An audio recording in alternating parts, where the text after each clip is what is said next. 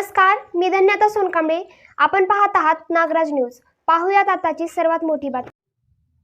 अमेरिकेच्या अमानवीय कृती आणि केंद्राच्या निष्क्रियतेविरोधात लातूर काँग्रेसची निदर्शने. अमेरिकेतील भारतीय नागरिकांवर होत असलेल्या अमानवीय वर्तनाचा आणि त्यांना देशाबाहेर काढण्याच्या प्रक्रियेचा निषेध म्हणून लातूर शहर जिल्हा काँग्रेस कमिटीने काँग्रेस भवन लातूर समोर अमेरिका आणि भारत सरकारच्या विरोधात घोषणाबाजी करत निदर्शने केली. यावेळी केंद्र सरकारच्या मौन आणि निष्क्रियतेवरही जोरदार टीका करण्यात आली.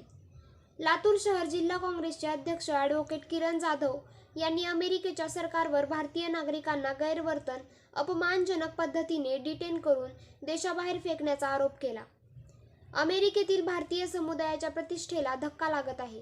परराष्ट्र मंत्रालयाने या प्रकरणी तातडीने हस्तक्षेप करावा, असे मत यावेळी त्यांनी निदर्शनादरम्यान व्यक्त केले.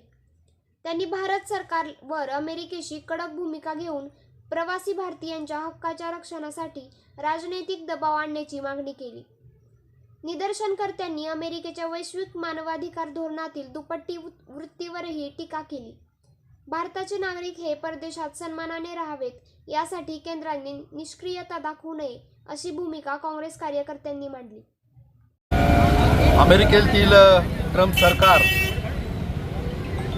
भारतीय स्थलांतरितांवर अमानवीय पद्धतीनं अत्याचार करत आहे. त्यांच्या हातापायामध्ये बेड्या घालून त्यांना भारतामध्ये परत पाठवलं जात आहे. त्यांना 40-40 तास उपाशी ठेवलं जात आहे. या घटनेचा मी जाहीर निषेध करतो आणि स्वतःला विश्वगुरू समजणारे या घटनेबद्दल एक शब्दही बोलत नाहीत आणि या भारतीयांबद्दल कुठलीही कारवाई करून त्यांना सन्मानजनक भारतामध्ये कसा आणता येईल यासाठी प्रयत्न करत नाहीत, म्हणून या केंद्र शासनाचा सुद्धा निषेध करतो.